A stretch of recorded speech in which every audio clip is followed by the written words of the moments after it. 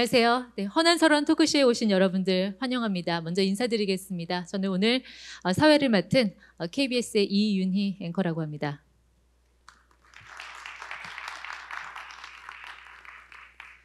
제가 유일하게 외우는 시 한 소절이 있습니다. 내가 그의 이름을 불러주었을 때 그는 내게로 다가와 꽃이 되었다.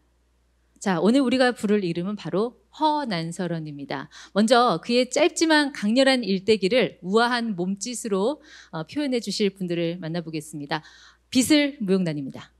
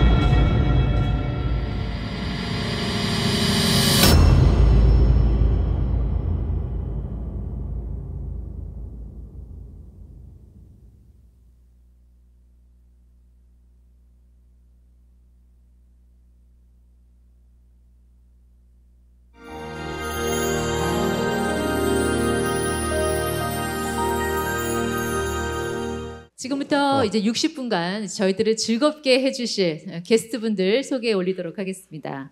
자, 먼저 교산 난설원 선양회 박영봉 이사장님 나오셨습니다. 안녕하세요. 네, 교산 허균 난설원 호초이 선양사업회에서 일하고 있는 박영봉입니다. 대단히 반갑습니다. 네.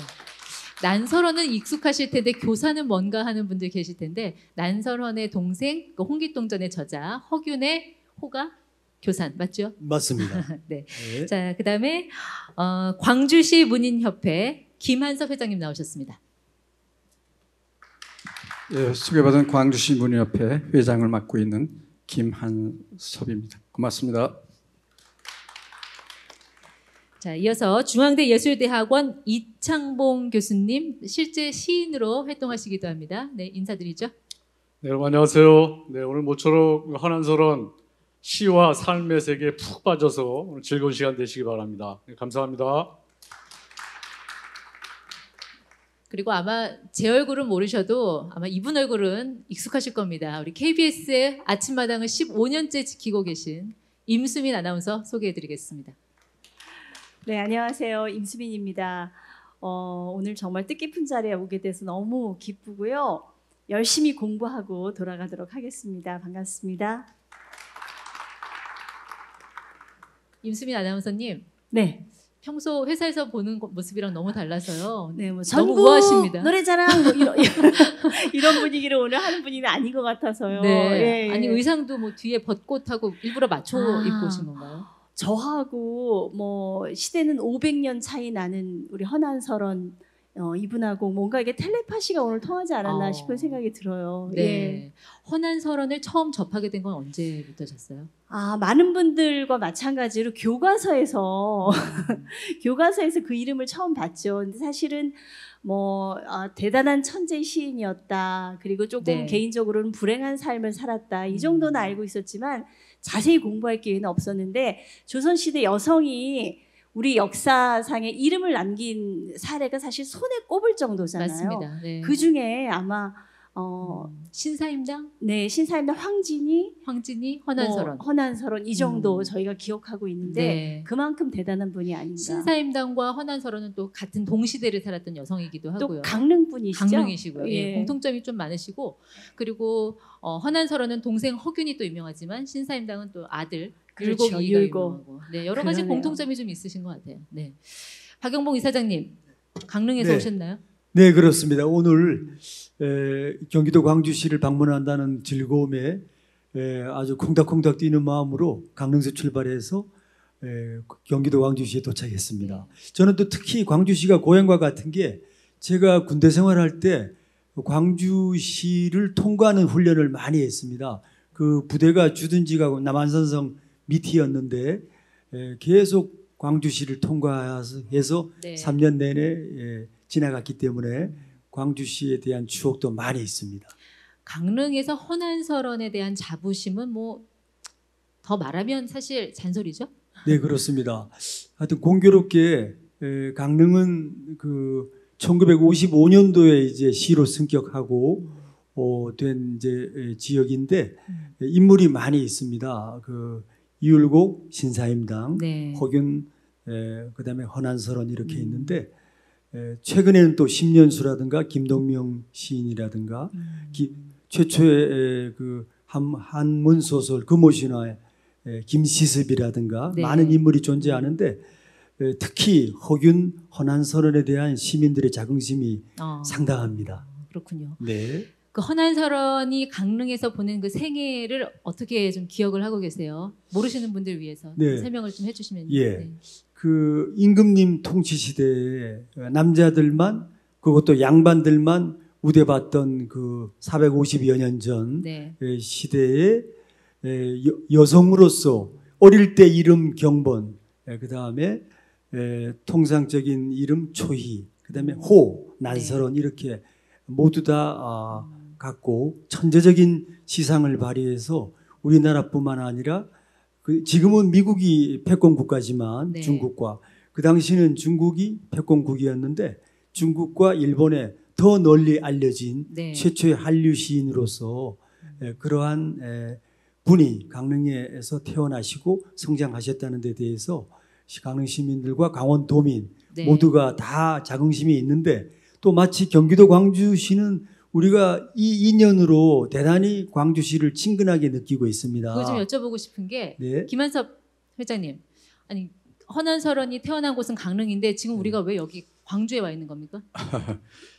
우리 흔히들 이야기하는 것 중에 생거 진천 사거 용이라는 말이 있습니다. 우리 헌안설원 선배님께서는 사실 태어나기는 강릉에서 태어나시지만 네. 아시다시피 김성립 씨하고 결혼을 하면서 광주로 와서 살게 되죠. 그러니까 친정은 강릉, 시댁은 광주 이렇게 그렇죠. 보면 되는 거예요. 예. 네. 그래서 죽음에 이르기까지 이곳 광주에서 살았고요. 또 그녀의 묘역도 아시다시피 광주시 초읍에 조성되어 있기 때문에 어떤 난설원을 이야기할 때 또 광주를 빼놓고 이야기는 네. 할 수 없을 것 같은 생각이 들어하고 또 강릉 또한 태어난 것도 상당히 중요한 곳이기 때문에 네. 광주, 강릉, 강릉, 광주가 모두 다 헌안설원 내 입장에서는 다 중요한 곳이 아니겠냐는 생각을 사실 합니다. 저도 이제 헌안설원의 묘역이 광주에 있는지는 잘 몰랐는데 임수민 아나운서님은 어떠셨어요? 저도 부끄럽지만 이번에 알게 됐어요. 광주에 헌안설원의 묘가 있다는 거 아까 초월읍이라고 그러셨죠? 예, 이따가 토크쇼 끝나고 가는 길에 꼭 한번 들러보도록 하겠습니다. 네. 예. 이창봉 교수님, 헌안설원의 어렸을 적 모습이 궁금합니다. 어렸을 적은 이제 강릉에서 이제 자라셨죠. 그래서 15세 이제 광주로 시집 오셨는데 이따가 소개를 하겠습니다만은 어려서부터 천재적인 시상과 또 상상력으로 네. 많은 그 당시에 당대를 주름잡던 수많은 훌륭한 시인들을 놀라게 했던 그런 그래요. 아주 훌륭한 천재적인 소녀였었죠. 어떤 천재성이 있었을지 우리 시를 한번 들어보고 이야기 나누면 어떨까 싶은데요. 네. 어렸을 때 지은 그 시 제목 혹시 알고 계십니까? 광안전 백옥루 상량문 여러분 아마 다 들어보셨을 거예요. 네. 그럼 뒤에 혹시 띄워주시면 저희가 좀 네, 임수민 아나운서의 이 낭랑한 목소리로 들어보고 네, 한번 토크를 낭송을 한번 이어가도록 들어보도록 하겠습니다. 하겠습니다. 네. 네, 제가 뒤를 보고 읽어야 될 것 같습니다. 광안전 백옥루 상량문 어영차 동쪽으로 대들보 올리세 새벽에 봉황 타고 요궁에 들어가 날이 밝자 해가 부상 밑에서 솟아올라 1만 가닥 붉은 노을 바다에 비쳐 불도다. 어영차 남쪽으로 대들보 올리세. 올리세 옥룡이 하염없이 구슬 못 물 물 마신다. 마신다. 평상에서 잠자다가 꽃군을 짙은 한낮에 일어나. 웃으며 요희를 불러 푸른 적삼 벗기네. 네, 이게 이윤희 앵커랑 같이 이렇게 합작으로 콜라보로. 읽었네요. 예. 이 시를 8살 때 지었다는 게 실화입니까? 예, 맞습니다. 잘 읽어주셨는데요. 이 시는 너무나 참 유명하죠. 여러분들 잘 아시겠지만은 이제 광안전 백옥루라고 하는 그 신선 세계에 초대받아서 거기서 그 소녀 헌안설원이 상량문을 짓는 네. 그 장면인데요. 한번 생각을 한번 해보십시오, 여러분. 8살 소녀가 이런 엄청난 한시를 당시에는 이제 한시였죠. 그러니까 한자로 쓴 건가요? 시를? 그렇죠, 네 맞습니다. 한시로 해서 시 분류상으로 이제 산문시라고 하는데 정말 엄청난 상상력을 동원해서 신선의 세계를 마치 현실적으로 느끼는 듯한 그런 표현을 했던 거에 대해서 지금 후대에 지금 약 헌안설원이 지금 죽은 지가 433년 정도 됐죠. 네, 지금까지도 이 시가 아주 잘 읽히고 있는데요. 사실 지금 이 시의 어떤 그 가치라고 할지 이런 것들은 이제 많은 시인들이 분석해서 발표를 하고 있습니다만은 이 시에는 어떤 스토리적 구조가 아주 잘 담겨져 있어요. 먼저 그 아리스토텔레스 여러분 잘 아시죠? 그 아리스토텔레스가 모든 서사시에는 시작, 중간, 결말이 있다라고 하는데 바로 이 광안전 백옥루 상량문 이 안에는 바로 그 시작, 중간, 결말 때는 아주 훌륭한 스토리적 구조가 잘 담겨져 있죠. 먼저 설정 시작 부분에는 선녀였던 헌한서른이 자기가 8살 때 자기가 선녀였다고 이렇게 가정을 합니다. 상상을 하는 거죠. 그리고 이제 정경이라고 하는 당시 선녀들이 공부해야 되는 교과서입니다. 일종의. 이거 잘못 읽어서 인간 세상으로 이렇게 쫓겨나죠. 네. 네. 그래서 이제 이 광안전 백옥루를 지어가지고 축제에 여러 명의 신선들을 이렇게 초대합니다. 그 상상력을 막 발휘하는 거예요, 헌한서른이. 네, 맞습니다. 8살에 네. 헌한서른이. 근데 이 상량문을 이제 올리고 이제 신선들을 초대하는데 그 과정 속에서 뭐 200은 술에 취해서 고래 등에 엎혀서 놀고 200이라는 게 당시에 이제 그 이태백을 이태백 이야기 얘기하는 거죠. 예. 그리고 이제 이하는 뱀신이 이게 많아서 글을 못 쓴다 뭐 이런 그 8살 소녀가 상상하기 어려울 네. 정도의 그런 선계의 세계를 정말 훌륭한 상상력을 통해서 글을 썼다는 것. 그리고 나중에 결국 이제 헌한서른이 하늘의 관직을 맡아서 직접 붓을 들고 이 상량문을 쓰게 되는 그 과정들을 네. 이 시에 아주 잘 그러네요. 상상력을 통해서 근데 이렇게 담겨 있죠. 천재성을 발휘했을 때는 뭔가 가정 환경에 영향이 있었을 것 같은데 헌한서른이 자라났던 그 가정 환경의 배경 이런 거는 좀 어느 분께서 말씀을 좀 해주실 수 있을까요? 조금 저는 어떤 거장 환경적인 요소도 있지만 우리 이창경 교수님이 말씀해주신 것을 더해서 어떤 자신의 삶이 불행하고 힘든 그런 삶이 있기 때문에 그런 어떤 것들을 문학이라고 하는 것, 시라고 하는 것을 통해서 가상적으로 실현하고자 하는 그런 마음의 발로라는 생각을 합니다. 네. 그래서 우리가 그 보통 현실 세계에서 실현이 불가능한 것, 그런 어떤 환경적인 요소들 난선원이 가지고 있는 결혼 생활에서 그런 어떤 자신의 아픔을 이상 세계라고 하는 것 또는 가상 세계인 선계라고 하는 그런 네. 설정을 통해서 어떤 만족을 느끼고자 하는 그런 마음이 담겨져 있지 않나는 생각을 네, 해봅니다. 이제 난설원이 그런 어떤 슬픔과 아픔을 겪은 거는 어쨌든 결혼 이후이고 이건 이제 8살 때 쓴 시니까 네. 분명히 천재성을 발휘했을 때 뭐 아버지든 뭐 부모 형제든 뭐 누군가의 영향이 있었을 거란 말이죠. 예. 그런 가족들에 대한 궁금증이 제가 좀 있어요. 설명을 좀 네, 드릴까요? 네. 헌한서른은 이제 강릉에서 출생을 하시는데 그 아버님이 이제 당시에 허엽이라고 당시에 네. 그 우리나라 성리학의 그 기철학 집대성 하신 아주 훌륭한 학자셨죠.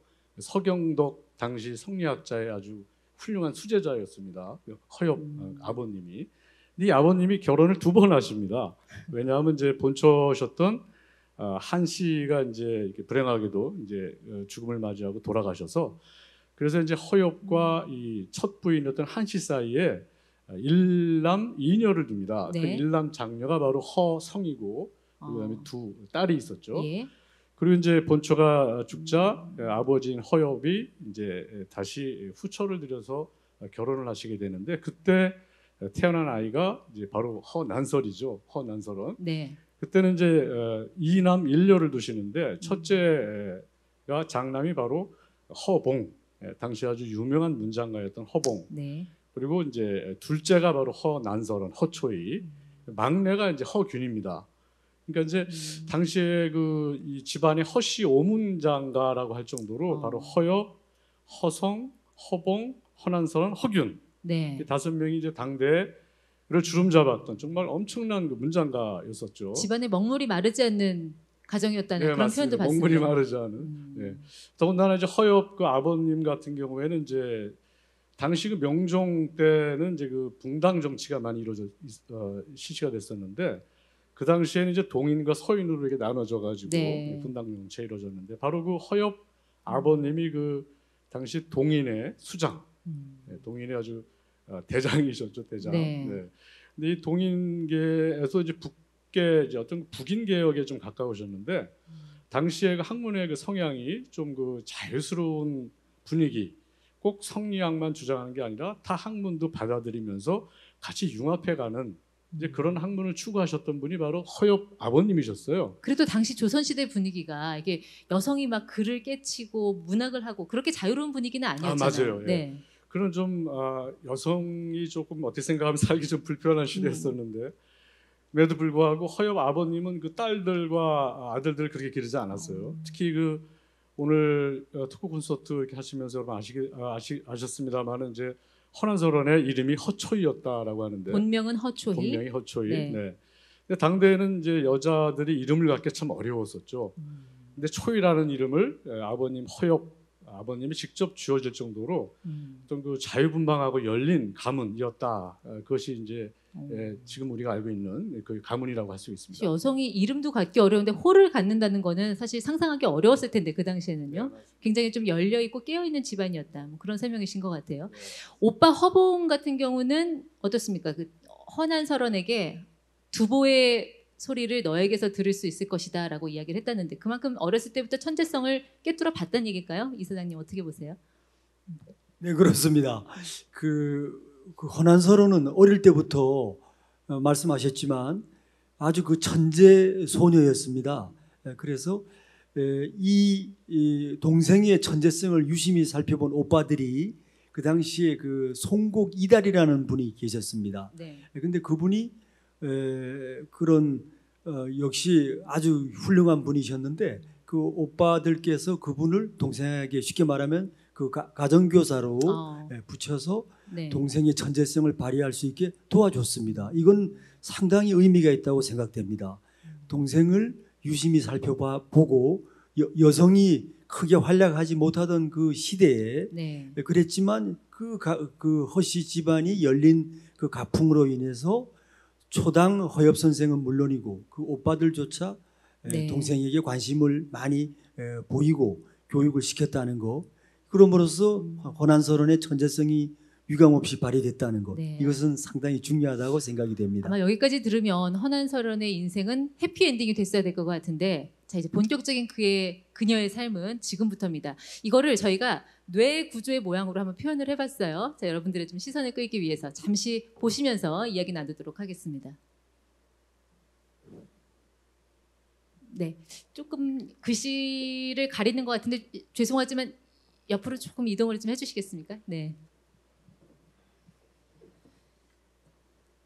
잠깐 설명을 드리면 저희가 이제 헌한설원의 인생을 어린 시절과 결혼 후로 나눠서 뇌 구조를 봤는데 각각의 키워드 보이시죠? 어린 시절에는 시, 글 공부, 오케이맨 아버지, 조금 전 말씀해 주신 이달 과외 선생님, 또 든든한 오빠들, 그리고 동생도 있었던 거고요. 자, 결혼 후부터 반전이 있습니다. 시집살이의 서러움, 슬픔, 쓸쓸한 고독, 자녀와의 이별, 과거 시험, 그리운 남편. 야, 저는요 이거 보면서 뭐 보통 여자도 남자도 결혼 전과 후가 삶이 완전히 바뀌잖아요. 그렇죠. 그리고 지금 이 현대에서도 특히 여성은 결혼하면 정말 결혼 전날하고 그 다음 날부터 삶이 180도 바뀌거든요.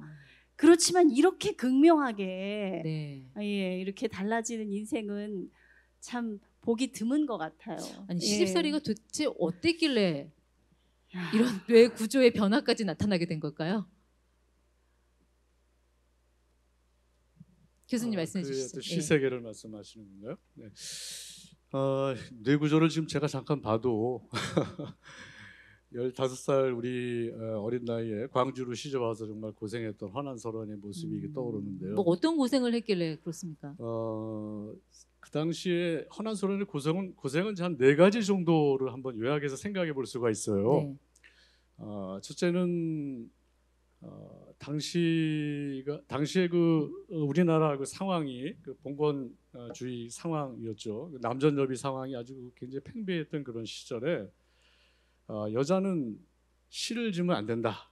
여자는 아이 잘 낳고 부모 잘 공양하고 남편 잘 내조하면 된다라고 하는 이런 어떤 조선시대 봉건주의가 아주 팽배했던 그 시절에 태어나서 시집 와서 이건 살림하고 아이를 돌보는 것보다는 이게 방에 앉아서 먹을 갈고 붓을 들고 시를 짓는 그 모습을 바로 시대 그 어머님 송씨였죠. 못마땅하게 생각을 했던 거예요. 그러니까 시댁과의 갈등이 먼저 굉장히 심했고, 두 번째는 이제 시집을 왔는데 남편 김성립이 안동 김가셨는데 이분은 좀 나름대로 자기 세계에 이제 강하셨던 분인 것 같아요. 예, 자기 세계도 강하시고 그러셨는데 이 그 당시에 이제 김성립 그 가문은 그 6대가 이 어떤 그 과거 시험에 급제할 정도로 명문가였었는데 그 유독 이상하게 그 김성립 남편 김성립만 자꾸 과거에 이렇게 낙방을 하고 그런 거예요. 더더군다나 이제 그 송씨 시부모가 그 스트레스를 다 며느리한테 줬겠죠. 그러니까 이제 두 번째는 이제 김성립 남편과의 좀 갈등이 좀 있었던 것 같아요. 김성립은 당시에 이제 조선 시대의 과거 제도에 과거 유생들끼리 모이는 이제 그 접이라고 하는 이제 방이 있었어요. 네. 접. 그러니까 지금 얘기하면 고시원이라고 해야 될까요? 이제 그런데 모여가지고 이제 친구들끼리 고시도 준비하고 그러는데 이런 접생활을 하면서 거기에는 이제 술 좋아하는 사람, 뭐 여자 좋아하는 사람들 많이 있지 않겠습니까? 예, 그런 친구들하고 이제 어울리면서 외박도 잡고 이러면서 네. 그 아내였던 그 허처위와 좀 관계가 좀 많이 소홀하고 안 좋았던 관계, 남편과의 관계가 좀 안 좋았다. 남편과의 관계도 좀 불편했고 네, 불편했다. 시어머니와의 관계도 힘들었고 불편했고. 그런데 시어머니 입장에서는 자기 아들보다 더 잘난 며느리가 미워 보였던 것 같은데 임수미 아나운서님 어떠세요? 공감하세요? 아들 있으시잖아요. 있죠. 저는 뭐 저희 며느리가 저희 아들보다 훨씬 뛰어난 사람이 오면 환영이거든요. 근데 옛날엔 사실 저희 어머니 세대만 해도 며느리를 들였는데 아들이 일이 잘 안 풀린다 그러면 집에 사람이 잘못 들어와서 그렇다 이런 얘기들 하셨거든요. 네. 그러니까 그 당시에 특히 안동 김씨면은 뭐 대단한 금수저 집안이잖아요. 맞습니다. 네. 그러니까 더더욱 그랬을 것 같아요. 예, 시어머니 입장에서는. 그리고 이제 세 번째 어떤 불행한 삶이었다면은 네. 이제 바로 그가 사랑하는 딸과 아들을 이렇게 순차적으로 잃었다는 것. 이 자리에도 우리 자식을 길러본 부모님들 다 계시겠지만은 자식이 죽으면 가슴에 붙지 않습니까? 근데 여자 부모로서 딸과 아들을 이렇게 잃는 사이에 연달아 잃는다는 것은 정말 엄청난 슬픔이겠죠. 병으로 사망을 한 예, 건가요? 그렇습니다. 더군다나 또 유산했던 그 뱃속의 아이마저 유산당하는 그래가지고 정말 참담한 여자로서 겪을 수 있는 가장 슬픈 고통을 이렇게 맛보게 되죠. 그래서 그 헌안설원의 대표적인 시 중에 하나가 곡자. 네, 그게 이제 맞습니다. 아이를 잃고 나서 쓴 시라고 네, 들었는데 네, 맞습니다. 이 시를 저희가 잠깐 감상을 하고 토크를 네. 이어가도록 네. 하겠습니다. 임수미 아나운서님 한 번 더 부탁드리겠습니다. 네. 곡자 이게 자식을 잃고 곡을 한다는 그런 뜻이죠. 네. 거년 상애녀 작년에 사랑하는 딸을 잃었고 금년 상애자 올해에는 사랑하는 아들을 잃었네. 애애 광릉토 슬프고 슬프도다 광릉 땅에 쌍분 상대기 한 쌍의 무덤이 서로 마주하고 일어섰네. 쑥쑥 백양풍 백양나무에는 쓸쓸히 바람이 불고 귀화 명송추 귀신 붙은 소나무와 오동나무를 밝히네. 중약하고요. 그 다음 소개해드리겠습니다. 낭음 황대사 헛되이 황대사를 읊조리니 혈읍비 탄성 피눈물이 나와 슬픔으로 목이 매네. 네, 정말 뭘 상상해도 그 상상 이상의 불행을 겪은 그분의 어떤 절절한 심정이 잘 드러난 시 같아요. 임수미 아나운서님 읽으면서 뭔가 표정이 굉장히 어두워지셨어요. 이게 자식을 먼저 보낸다는 거는 그냥 상상만 해도 하늘이 무너지는 것 같고 정말 맞습니다. 가슴이 철렁하는 실제로 겪은 분이 또 이 자리에 계셔서 그분의 아이고. 이야기를 들으면 저희가 더 이 시를 이해하는 데 도움이 될 것 같아요. 김한섭 소장님 예. 부탁드리겠습니다. 지금 저도 한 16년 전에 아들 군대에서 보내고 군대 간 지 4개월 17일 만에 운전병이 이제 부주의해서 교통사고가 나서 저 세상으로 가서 지금 대전 국립현충원 국립묘지에 지금 고이 잠들어 있습니다. 그래서 지금 난설원이 그 딸 둘을 연달아 잃고 느끼는 그 감정 느낌은 저는 충분히 이해가 가고 또 그렇기 때문에 제가 세상에 있지 않기 때문에 네. 더 아픈 마음 그런 것들을 하늘나라에 있는 아이하고의 천상대화라는 방법을 통해서 제가 문학을 하게 된 계기도 바로 거기에 네. 있습니다. 한 가지 제가 좀 다른 분의 얘기를 한번 드리고 싶습니다. 여러분 잘 아시는 박완서 소설가, 네. 뭐 시인, 수필가 여러 가지 표현을 하는데 이분이 남편 잃고 2년 만에 외아들을 또 잃어버렸거든요. 그리고 이 사람이 그 박완서 소설가가 한 말씀만 하소서라는 그 책에서 이렇게 표현을 합니다. 남편이 세상을 떠났을 때에는 일정 기간이 흐르고 나니 그래도 조금은 입가에 웃음을 머물 수가 있었다. 네.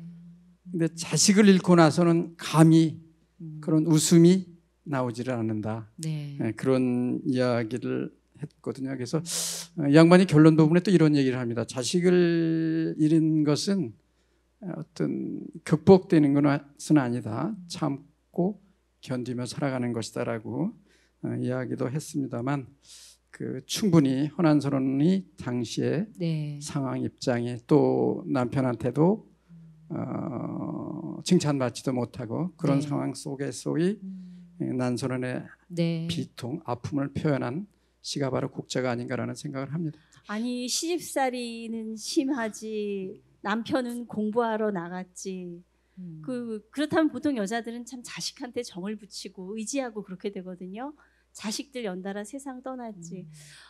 그 이상 여성으로서 네. 힘든 삶이 있을까 싶어요. 근데 그 과정을 통해서 또 우리가 지금 만나고 있는 허난서론의 시가 존재할 수 있었던 것 같은데 강릉에서 시민들이 가장 좋아하는 허난서론의 시라고 할까요? 아니면 박 이사장님이 개인적으로 좋아하는 시도 좋고요. 뭐 하나 좀 소개해 주실 거 있으신가요? 네, 그 허난서론의 시는 앞에서도 봤지만 그 곡자라든가 좀 슬픈 시가 좀 있습니다. 네. 그리고 본인이 현실 세계가 너무 힘드니까 본인이 자기 자신이 스스로 신선이 되어서 신선 세계를 노래하는 그 유선시가 많이 있습니다. 네. 그런데 제가 우리가 허난서론님을 선양하면서 우리나라를 국위선양한다 이러면은 우리나라가 그 6.25도 있고 뭐 좀 아픈 게 있지만 네. 그래도 밝은 모습을 선양해야 되지 않습니까? 예. 그래서 마찬가지 저희 선양회에서는 그 허난서론님의 그 채령곡이라는 시가 있습니다. 다시 한 번만요. 채령곡. 채련. 네, 채련곡. 예. 그래서 이런 좀 밝은 시를 네. 많이 선양하고 그다음에 그 강릉시의 버스 터미널이라든가 네. 이런 그 다중 집합 장소에도 크게 대형 시 광고판을 설치해서 선양하고 있습니다. 그래서 우리가 이 허난서론님이 아까 조금 전에 말씀하셨듯이 남편 그 김성립이라는 분이 있었는데 네. 다행히 김성립 이분이 허난서론님에게 많은 그 관심을 쏟고 이랬으면 너무나 좋았겠지만 반대로 그 김성립이라는 분께서 과거에 연달아 실패하고 또 그 부인에게 관심도 많이 기울이지 못하셨지만 그래도 두 분의 자식을 출생했고 또 한 분이 돌아가실 때는 배 안에 있었고 이런 면을 볼 때 완전히 사랑이 없지는 않았다. 네. 예, 그래서 그다음에 김성립이 매번 못한 것만 있지 않고 그 의병장이었습니다. 예, 그래서 의병장으로 활동도 했고 그래서 남편과의 그런 부분이 있었기에 본인이 그 어려움을 극복하는 그런 아주 강한 또 이미지가 있었고 그런 부분을 시작으로 승화시켜서 네. 보다 더 꽃피우지 않았을까 이런 생각이 듭니다. 근데 말씀 듣다 보니까 좀 역설적인데 허난서론이 결혼해서 남편하고 알콩달콩 살고 자식들 키우느라고 정신 없었으면 사실 저런 작품을 쓰기 어려웠을 것 같아요. 시간도 없거니와 저런 비통함이 문학으로 승화되기도 어려웠지 않았나. 참 개인적으로는 불행하지만 또 그런 생각도 드네요. 맞아요. 그래서 저희가 그 허난서론의 삶의 일대기를 키워드로 3가지 정도로 꼽아봤거든요. 준비한 화면 잠깐 보시겠습니다. 자, 키워드로 꼽은 게 첫 번째는 초희, 두 번째는 태우다, 세 번째는 한류의 시작. 아마 저희가 이제 첫 번째 키워드는 어느 정도 이해를 하고 넘어갔으니까요. 이제 본명에 대해서는 두 번째 키워드 태우다입니다. 이창봉 교수님, 네. 키워드에 대한 설명이 좀 필요할 것 같습니다. 그 아까 말씀드린 이제 그녀의 고통을 이제 네 가지로 말씀드렸는데 한 가지를 제가 말씀 안 네. 드렸어요. 그 마지막 네 번째가 바로 이제 그 친정의 몰락이죠. 아까 그녀에게 가장 큰 영향을 미쳤던 아버지 허엽, 네. 그다음에 오빠 허봉, 이 두 분이 다 공교롭게도 다 외부에서 이렇게 객사를 하게 되는 그것도 시집살이 하는 동안에 그런 이야기를 듣고 얼마나 큰 고통에 빠졌겠습니까? 네. 그러니까 이 네 가지 고통 속에서 단지 이제 거기에서 인생을 비관하고 슬퍼하는 거로 끝나는 게 아니라 네. 자기 고통을 바로 시로 승화하고 태웠다는 것. 저는 이게 바로 헌한서론의 그 진정한 가치가 아닌가. 그리고 헌한서론을 지금 현대에 와서 나에게 또 우리에게 헌한서론은 어떤 의미가 있는가라고 얘기했을 때 그 당시에 어려운 한시를 외우고 그 당시에 그의 시세계에 빠지는 것도 좋지만 네. 바로 그와 같은 예술가로서의 고통 속에서도 예술가로서의 그 마음을 잃지 않고 그거를 승화시켜서 시로 승화시켜서 주옥 같은 시를 남겼다는 것. 이게 그러니까요. 바로 인생을 태우고 삶을 태운 그런 네. 의미가 되지 않을까요? 자, 두 자녀, 뱃속에 있는 자녀까지 세 자녀가 모두 하늘나라로 갔죠. 그리고 그렇죠. 오빠, 아버지도 잃었죠. 저 같았으면 우울증 왔을 것 같은데. 네. 헌한서론- 사중고를 겪게 됩니다. 네. 사중고를. 네. 헌한서론은 그 슬픔을 오로지 혼자 어떻게 감당을 했을까요? 그분의 그 마지막 생은 어떤 식으로 끝이 났나요? 그 부분이 좀 궁금한데요.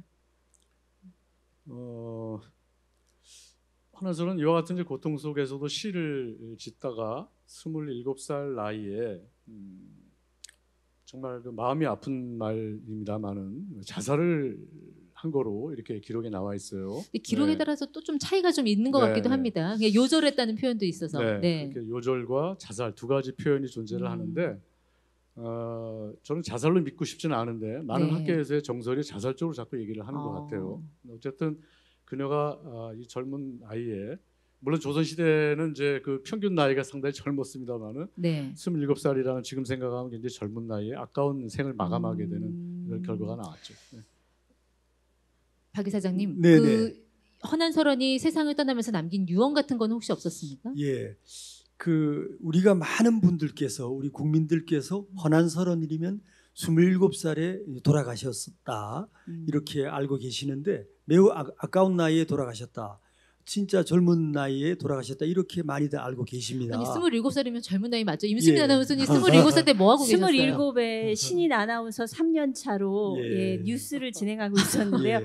연애도 해야지, 회사 일도 해야지, 예. 정신없고 뭐 꿈이 한참 많을 때죠. 그러니까요. 네. 열정적이고. 저도 기자 생활하면서 가장 뜨거운 열정을 갖고 일했을 때가 바로 그 27살 때 그렇죠. 그렇습니다. 하거든요. 예, 그런데 지금 우리나라 정부 공식 발표 평균 수명 85세입니다. 그럴 때 27은 너무나 아깝고 와 진짜 너무나 한창 나이에 돌아가셨다 이렇게 말할 수 있는데 그 당시에는 우리나라 평균 수명이 35세였습니다. 질병에 걸리면 거의 돌아가십니다. 뭐 암 이런 거 그때도 있었으니까 네. 돌아갈 때 27살에 돌아가시면 현재의 나이로 환산하면 64세에 돌아가신 게 됩니다. 그래서 아주 그리고 지금 우리가 결혼하면 한 20대 후반이나 30대 초반 또 늦게 하시는 분들은 뭐 40세 이렇게 하는데 네. 그때는 그 시절은 통상 15세에 결혼을 하셨고 근데 이제 그 말씀도 이해는 가는데 그때는 영유아 사망률이 워낙 높아서 예, 막 저희가 갑자기 태어나자마자 문학의 세계에서 의학의 세계로 지금 넘어간 것 같은데 그랬을 어쨌든 것 그래도 같아요. 예. 27살보다 더 살았으면 저희가 헌한서론의 더 좋은 시, 더 좋은 뭐 소설 이런 것도 가능했을 것 같고 그게 아깝다라는 거잖아요. 그렇습니다. 네. 그래서 그 헌한서론님은 그 온갖 악조건을 이기고 이제 살아오셨는데 그 시절에는 그 당시에는 두 분의 자녀를 이제 잃고 네. 또 극도의 정신적인 그런 슬픔 네. 이런 것 때문에 돌아가시면서 네. 6년 아래 동생 그 허균에게 예. 또 역시 동생도 완전한 그 천재입니다. 어. 천재죠. 그래서 홍길동전의 저자로 그렇습니다. 많이 알려졌죠? 최초의 한글 소설 홍길동전을 쓴 허균에게 이 시를 다 태우라라고 이제 말을 합니다. 그래서 동생은 네. 누나하고 그 5 형제가 있었지만 가장 사이가 좋은 그 형제가 네. 허난서론과 허균이었습니다. 그래서 저희가 키워드로 태우다를 꼽은 거군요. 그렇습니다. 그리고 정말 태웠습니까? 태웠습니다. 그래서 태웠는데 동생이 태우고 나서 보니까 동생이 또 역시 머리가 천재다 보니까 또 누나의 시가 너무 좋으니까 많이 암송을 해왔는데 그래서 그 태운 시를 다시 기억을 되살려서 213수의 시를 네. 복원했습니다. 복원해서 213수요?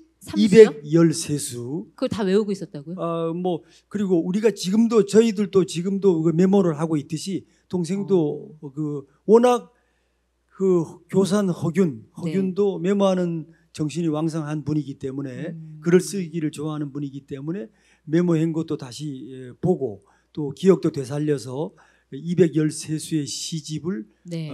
복원시켰습니다. 복원시켰고 이 시의 서문을 누구한테 부탁하느냐? 서예 유성영 선생한테 부탁을 합니다. 그게 역시 동생도 상당한 분입니다. 네. 그 문집을 만들면서 누나의 유고 시집을 만들면서 서문 우리가 왜 통상 책을 발간하면 서문을 쓰지 않습니까? 네. 그걸 당대 최고의 그 훌륭한 분이셨던 유성영 선생한테 받고 그 다음에 동생이 그런데 아까 말씀하셨지만 그 당시 우리나라는 남자 세계, 남자면서도 양반의 세계였습니다. 아무리 머리가 출중한 사람도 서자면은 과거 시험을 못 봤었습니다.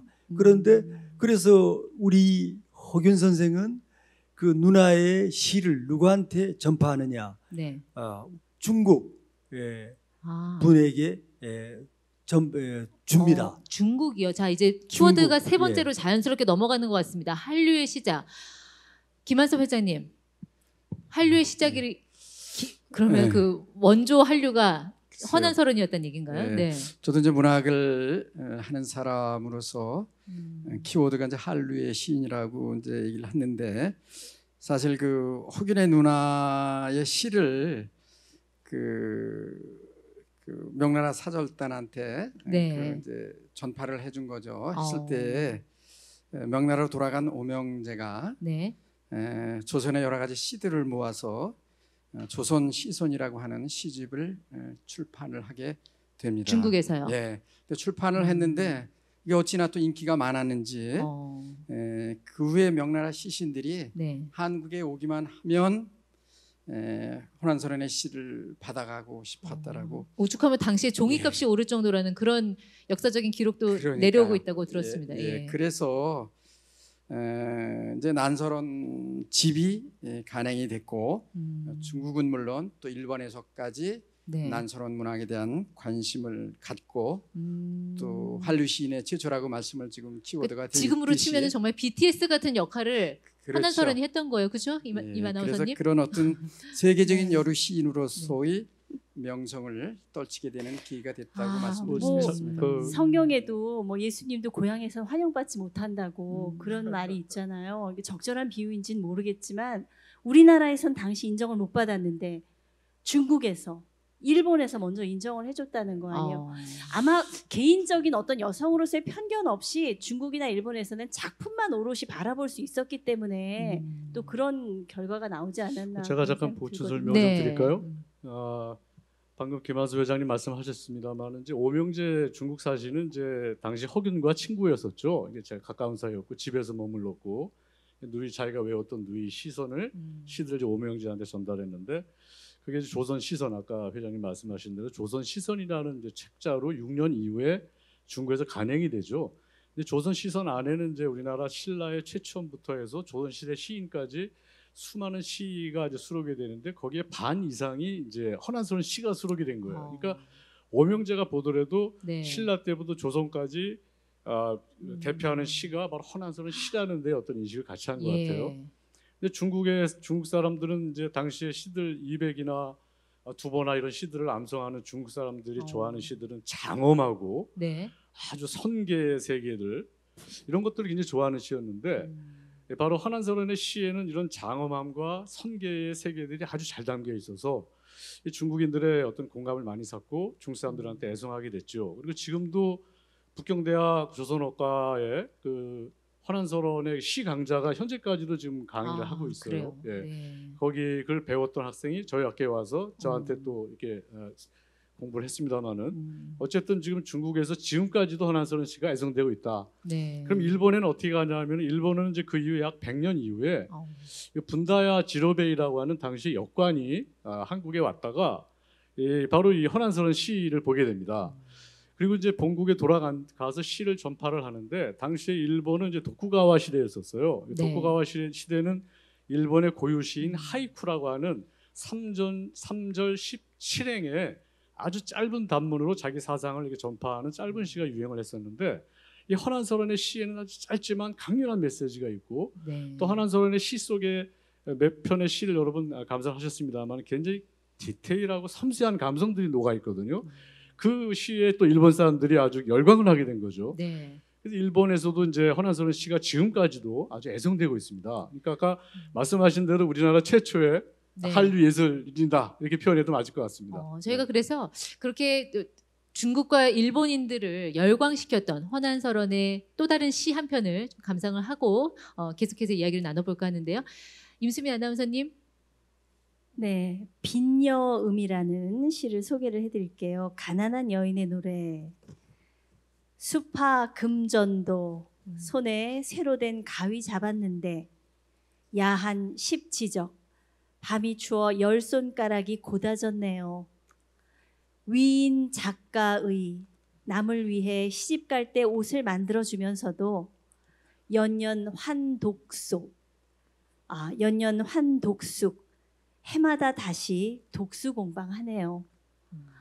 아니 이렇게 좀 사회적인 뭐 가난한 삶은 아니었잖아요. 허난서른은. 그런데 이렇게 가난한 여인들의 삶에도 관심을 뒀던 어떤 그런 따뜻한 마음이 있으셨던 것 같아요. 이창범 예. 교수님 아무래도 시인이시니까 보는 감각이 네, 다르실 맞습니다. 텐데 평을 좀 해주시죠. 예.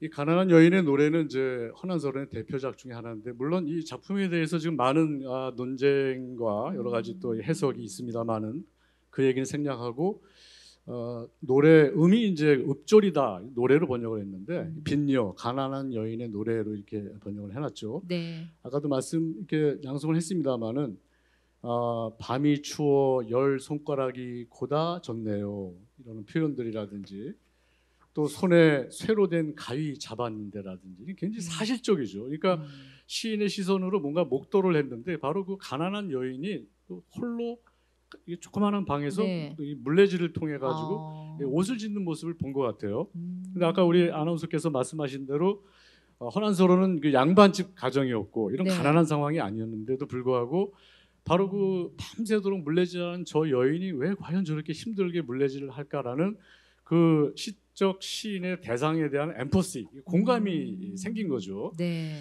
그래서 시인의 눈에 있어서 비친 모든 대상과 사물에 있어서 그 공감 능력, 이 굉장히 뛰어난 시인이었다.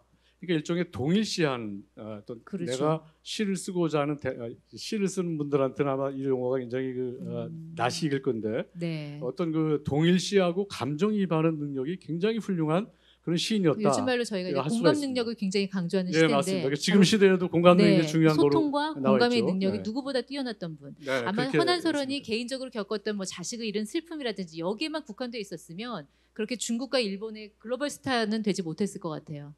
그런데 네, 어쨌든 네, 뭐 그렇습니다. 빈부격차라든지 남녀 차별 이렇게 국경과 세대를 뛰어넘어서 누구나 공감할 수 있는 주제를 시로 형상화했기 때문에 그래서 이분이 중국과 일본에까지 예, 이름을 알릴 수 있지 않았을까 이렇게 생각하는데 어떻게 생각하시나요? 네, 이분은 그 허난서른님은 양반 집안에 있어서 대부분 호요식하고 잘 살고 이럴 수도 있었는데 아주 지금 이제 조금 전에 말씀하셨지만 그 사회의 어두운 구석까지 이렇게 시로 승화시키는 표현력을 볼 수 있습니다. 그래서 저희가 강릉에서 난서른 문화제 할 때 이 금년에 시문학상 받은 김혜자 시인 같은 경우도 네. 이렇게 사회 구석 그 미싱사를 한다거나 뭐 이런 그래서 마치 450년 전의 빈여음과 지금 현대의 그 김혜자 시인의 시 이런 게 일맥상통한다고 볼 수 있겠습니다. 네. 예.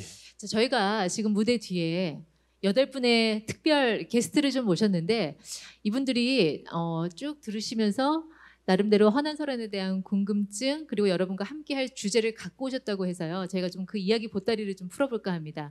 자, 먼저 어느 분께서 가장 먼저 말씀을 해주실까요? 네, 혹시 어디서 오셨어요? 아, 잠시만요. 마스크, 예.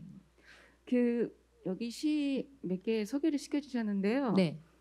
그 중에서 이제 이 광주로 결혼을 해서 굉장히 힘든 삶을 사셨잖아요. 그 중에서 그녀의 힘든 마음이 가장 잘 표현된 시가 있을까요? 자, 이거는 어느 분께서 혹시... 답변을 해주시면 좋을까요? 우리 이창봉 교수님 누구보다 잘 아실 것 같은데. 네. 여러분들 가무라는 시 다 아시죠? 가무. 예, 헌안설원 하면 아마 가무, 우연히 떠오른 생각이라는 뜻의 가무라는 시를 여러분 상당히 좋아하실 것 같은데. 잘 모르실 수도 있을 것 같아요. 솔직히 저는 처음 듣습니다. 네. 그 시가 이제 그 영영 창하란하고 지엽 하 분방하니 서풍 일핍을 하고 영락 비추상이라. 외우고 계시군요. 네, 굉장히 제가 애송하는 시라서 좀 외우고 있습니다. 네. 당시에 이제 그 창가에 하늘거리는 난초를 보고 너무나 그 가지와 잎의 향기가 너무나 아름다웠는데 가을에 찬소리가 지나가자 이 난초가 시들어 버리죠.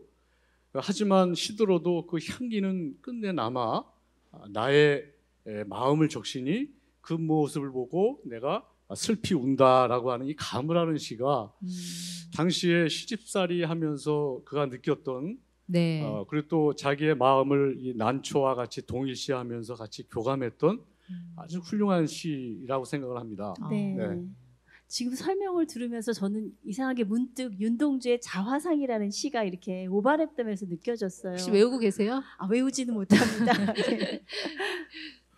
네, 저도 조금 네. 부연해서 말씀을 드리고 싶은데 그 제목이 이제 빈여음, 가난하다는 의미를 이제 강조를 했는데 실제 이때 당시에 난소련의 집안은 그렇게 가난한 집안은 사실 아니었단 말이죠.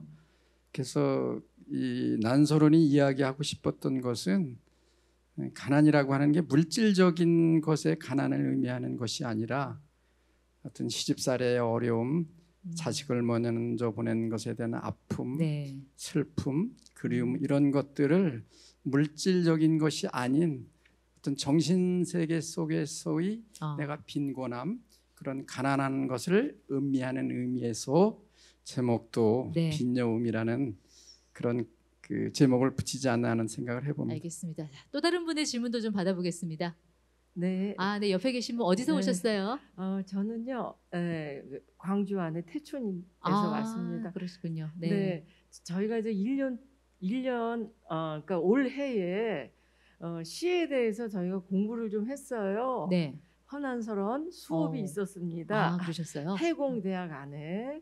네, 해공? 그래서 해공대학이라는 해공대학. 해공은 그 독립운동가 신익희 선생님의 신익희 호죠. 선생님. 네. 그 안에 광주에 또 우리 유명한 인물들이 많으시네요. 광주 네. 인물들이 굉장히 많이 있는데 그 중에 이제 헌안설원에 대해서 공부를 해서 굉장히 즐겁고 뿌듯했습니다.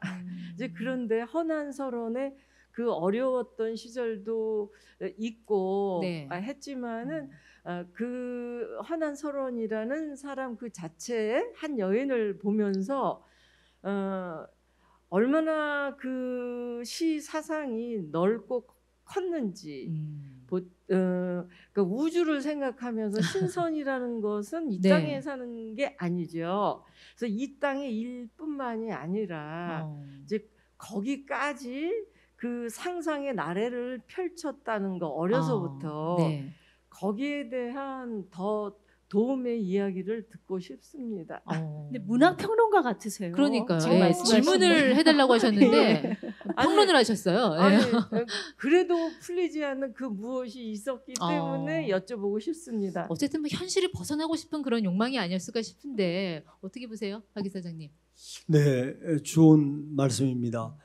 그 헌안설원님의 시를 연구해 보면 그분의 시의 상당한 부분이 이제 말씀하셨지만 현실 세계보다도 엄청난 그런 그 450여 년 전에 또 그 나이에 그런 광대한 그런 영역을 시로 승화시켰다는 거. 네. 그 점에 대해서 지금 현실의 시 연구가들도 대단한 의미를 부여하고 있고 그렇습니다. 예, 그래서 지금 그 말씀하셨듯이 그 허난설원님은 빈영 같은 현실 세계의 시도 있고 네. 채령곡 같은 그 시절 양반 세력들이 조금은 현실 감각에 맞는 그런 아주 소프트하고 아주 그 밝은 시입니다. 그렇지만 그 과거에는 그 시를 보고 네. 허난설원님을 조금 이렇게 폄하하고 이런 공격하고 이런 네. 세력들이 있었습니다. 그렇지만 빈념 같은 시라든가 채령곡 같은 시라든가 조금 전에 말씀하셨던 그런 포괄적인 영역의 시까지 그 213수의 네. 시에는 모든 영역이 다 있다. 그러니까요. 대단한 네. 전제성이 있다라고 시대를 평가할 수 좀 있습니다. 적당히 앞서갔어야 됐는데 이게 좀 네. 너무 많이 앞서간 게 아닌가 하는 좀 그런 생각도 들기도 하네요. 자, 마지막 질문 하나 더 받아보겠습니다. 좀 남성분은 없으신가요? 네, 질문하실 분. 다들 말씀이 없으시고 오셨는데 그래도 뭐라도 하나 물어보고 가시죠.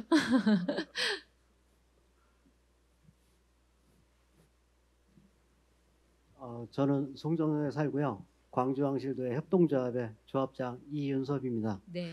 네. 그 지금 여기 와서 허난설에 대한 이런 내용들을 들었는데 너무 많이 배운 것 같습니다. 제가 모르는 그 이상으로 많이 배웠고, 그 아까 말씀하신 뭐 이창봉 교수님께서 말씀하신 거에 따르면 그 조선시대의 여성분들에 대한 그 압박감과 이런 네. 것들, 사회 구조에 대한 힘든 거 이런 것들인데, 그 지금 그 시대에는 그렇게 힘들게 살았지만 지금 보면은 제가 이제 도자 체험을 좀 하고 있는데, 네, 무슨 체험이요? 그 도자기 체험이요? 수업을 좀 하고 있는데요. 네. 보면은 교장 선생님들 이렇게 10분 정도 오시면 한두 분은 남자고 다들 여성분들이세요. 그 지금은 다들 이제 활기차게 네. 여성분들이 더 많이 활동을 하고 계시는데, 그 당시에 이렇게 그 조선시대 때 여성분들이 이렇게 네. 힘들게 살았다는 거를 다시 한번 또 느끼고. 그러니까요. 네. 임수미 아나운서님, 저희 지금 태어난 거 너무 다행이지 않나요? 너무 그렇죠. 다행이라고 저도 생각하고요. 네. 네네. 이 사실은 요즘 여건이 많이 신장되고 우리 사는 게 너무 편해졌습니다만은 아직도 어떤 보이지 않는 벽이라든가 천장이 여성들한테 존재하는 게 사실이거든요. 네. 하물며 조선시대는 지금 보니까 모든 게 지금 뭐 꽉꽉 앞뒤가 막혀 있는 상황, 어떻게 여성들이 해볼 수 없는 그런 상황이었잖아요. 그렇죠. 네, 근데 그 상황에서도 이렇게 천재적인 작품을 남겼다는 거는 정말 네, 대단히 맞습니다. 존경스러운 것 같습니다. 굉장히 좋은 말씀하셨는데요. 제가 한 말씀 더 드리면은 허난설원의 시 세계를 우리가 음미하고 또 그 울림에 우리가 공감하고 감동받는 것도 중요하지만, 방금 말씀하신 대로 어떤 지금 21세기 들어서 여성의 어떤 역할들, 네. 또 어떤 여성의 어떤 적극적인 사회 참여이 필요한 시기지 않습니까? 그래서 이 허난설원이 이렇게 그 당시에도 이렇게 어려운 상황에서도 도전해서 이런 훌륭한 213개의 시를 남겼듯이 지금 많은 이 나라의 여성분들도 이렇게 어떤 사회 참여를 네. 활발히 하고 자기의 능력을 활발히 하는 시대가 좀 더 성장되고 발전됐으면 좋겠다라는 생각을 합니다. 그러니까 허난설원이 정말 그토록 살고 싶어했던 오늘을 지금 우리가 살고 있는 거. 네, 그렇게 보면 될 것 아마 같아요. 지금 계셨더라면 노벨 문학상은 뭐 당연히 우리나라에 왔을 거라고 생각해요. 그렇죠. 저는 드는 생각이 예. 요즘 우리 한류 컨텐츠, K 컨텐츠라고 해서 뭐 오징어 게임이다, 지옥이다 엄청 잘 팔리잖아요. 이 허난설원의 삶과 문학 세계를 담은 뭔가 컨텐츠가 나오면 이거 잘 팔릴 것 같은데 어떻게 보세요? 네, 그렇습니다. 저희가 우리 허난설원님 연구하고 또 동생 6년 동생 그 허균을 연구하다 보면 그분들이 450여 년 전에 태어나셔서 살았지만 그 생각은 지금 현실 세계에 준하는 그런 생각을 미리 갖고 있던 성각자십니다. 그래서 우리 경기도 광주시에서도 그 다양한 콘텐츠, 초등학생은 허난설원님을 그 애니메이션으로 만든다거나 네. 또 드라마 소설을 콘텐츠로 해서 또 드라마나 영화로 탄생시킨다거나 그렇군요. 뭐 다양한 콘텐츠를 개발할 필요가 있다고 생각됩니다. 네.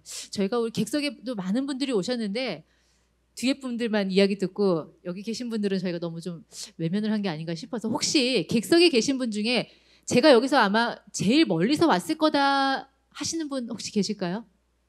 아무도 말씀이 없으신데 여기 저기 멀리 여의도에서 오신 분 계시다고 들었는데 여기 앞에 계신 분 혹시 우리 나와 계신 분 전문가분들이요 자주 만나뵐 수 없는 분이잖아요. 오신 김에 좀 질문하고 싶으신 거 있으시면 잠깐 좀 말씀 좀 해주시겠어요? 잠깐 빌려드리겠습니다. 네. 헌안설원 공부 어제부터 많이 해오신 분이랍니다. 네. 아유, 저기 듣기만 하는 걸로 알고 왔는데 이렇게 또 여러분들이 또 뭐 많이 저기 말씀해 주시고 예, 했는데 참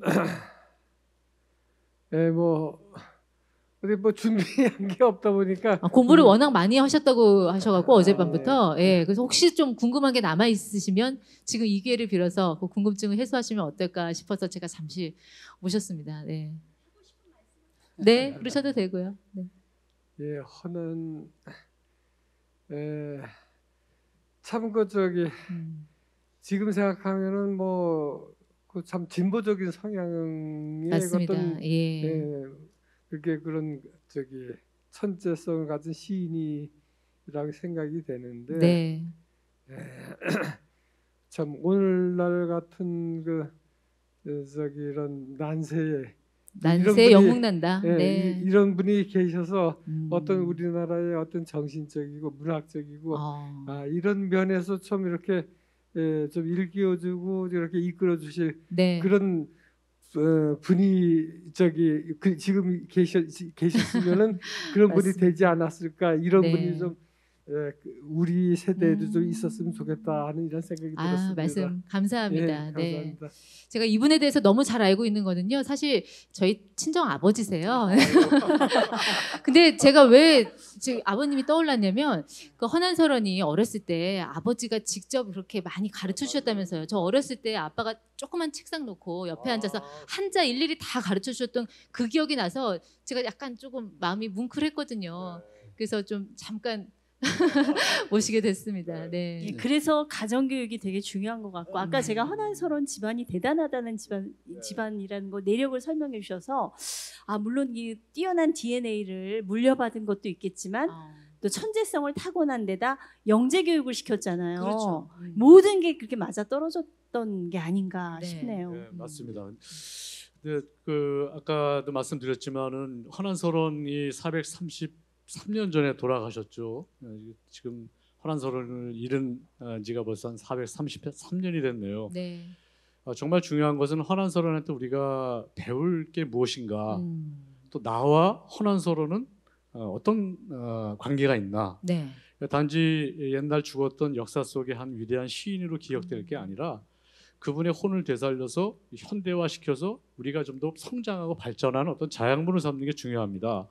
그래서 제가 가끔 이제 그 헌안설원 묘역에 갈 때마다 그 초월읍 지월리에 있죠. 너무나 좀 쓸쓸히 잠든 모습을 보고 참 마음이 아픕니다. 그 앞에 이제 중부고속도로가 아주 그냥 시끄럽게 지나다니고. 거기 자녀들 묘역도 같이 있다고 들어요. 맞습니다. 네. 그 두 딸 아들이 같이 묻혀 있는데. 여러분들 여행하시다 보면 많이 느끼시겠습니다만 이제 프랑스 파리 그 무르타르 거리인가요? 거기 가면 그 해밍웨이가 한 1년 살았던 정말 가난한 그 신혼 생활을 했던 그 파리의 그 작은 신혼집에 거기를 보기 위해서 세계 관광객들이 1년에 약 3천만 명이 온다고 합니다. 그리고 예를 들어서 제주도 같은 경우에는 그 이중섭 거리라 그래서 그가 가난한 그 화가로서 정말 힘들고 고통스러운 삶을 살았던 그 단칸방을 또 보기 위해서 네. 많은 관광객들이 거기 온다고 합니다.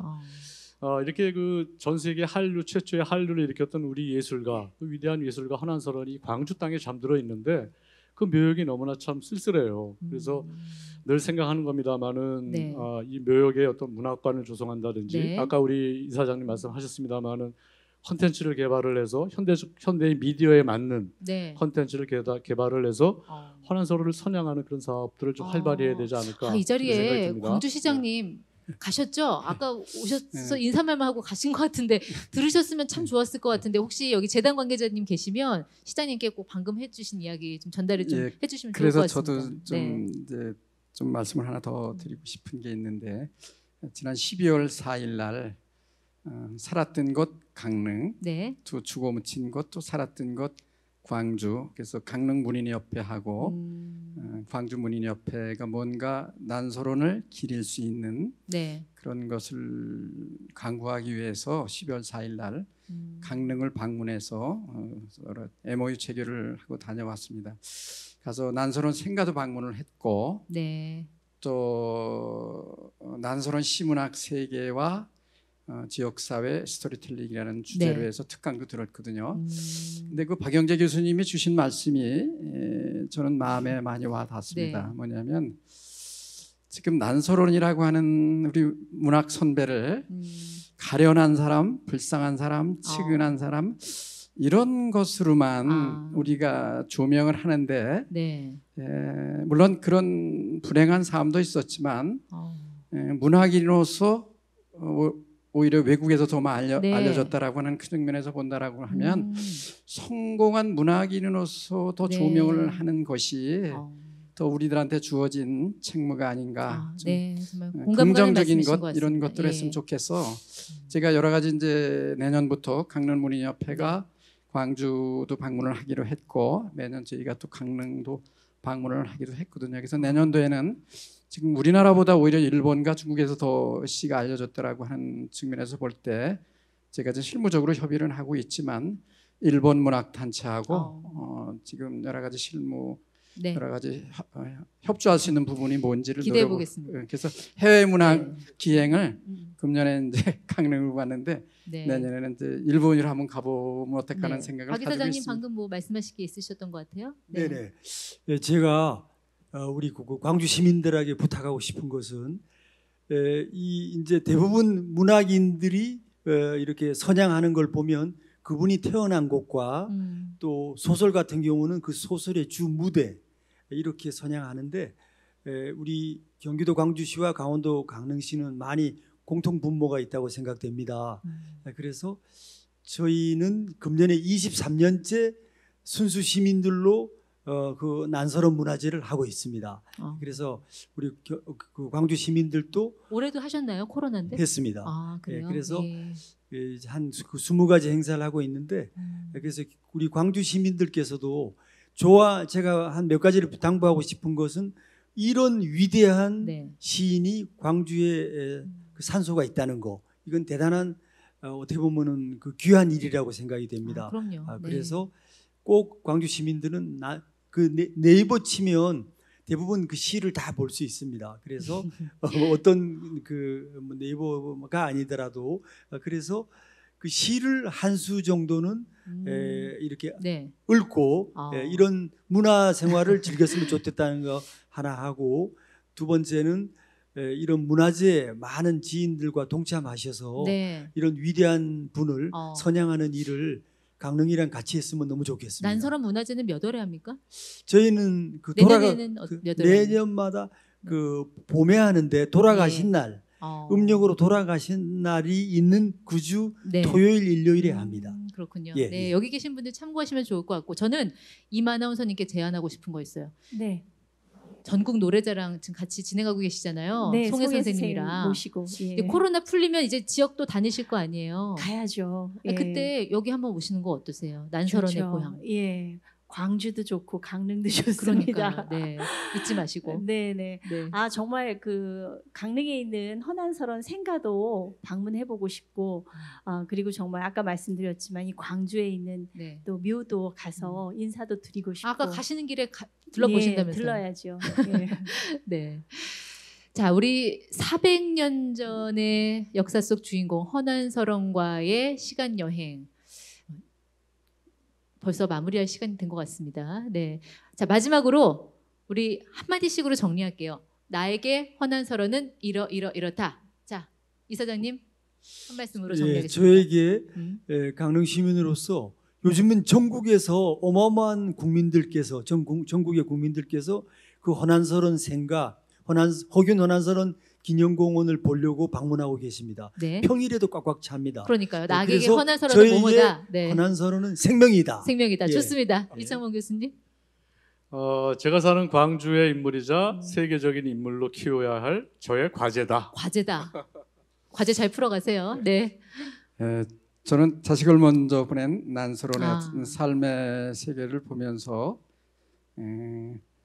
그럼에도 불구하고 내가 살아가는 존재의 이유를 깨닫게 해주는 그런 어떤 아픔이 있었지만 글이라고 하는 것을 통해서 세계적으로 승화시켜서 멋진 작품으로 승화시켰다라고 하는 의미에서 보면 난서론의 우리 문학 선배다. 문학 선배라는 측면에서 생각을 해서 내가 살아가는 존재 이유를 깨닫게 해준 그런 분이다라고 말씀드리고 싶습니다. 아나운서님. 저는 오늘 많은 걸 배우면서 허난설원은 저에게 있어서 앞으로 삶의 멘토가 되지 않을까 그런 생각을 했어요. 이 시대를 앞서가서 훨씬 힘든 상황에서 이렇게 뛰어난 업적을 남긴 네. 허난설원을 멘토 삼아서 저도 뭔가 정진해야 되지 않을까 그런 생각을 해봤습니다. 자, 제가 허난설원에 대해서 이런저런 자료도 살피고 공부를 하면서 우연히 스쳤던 문구가 하나 있었습니다. 허난설원은 조선이 떨어뜨린 보석이다. 그런데 오늘 말씀을 들어보니까 보석은 떨어져도 돌이 되지 않는다는 거. 네, 그거를 좀 다시 한번 느끼는 시간이었던 것 같습니다. 자, 오늘 다소 좀 축축한 날씨 속에서도 이렇게 멀리서 와주신 여러분들께 다시 한번 감사드리고요. 허난설원이라는 이 정말 역사 속 주인공을 떠올리게 해주신 또 우리 네 분의 패널분들 또 뒤에 와주신 광주 시민 여러분들께 감사드리면서 오늘 순서는 여기서 마무리하도록 하겠습니다. 여러분 고맙습니다.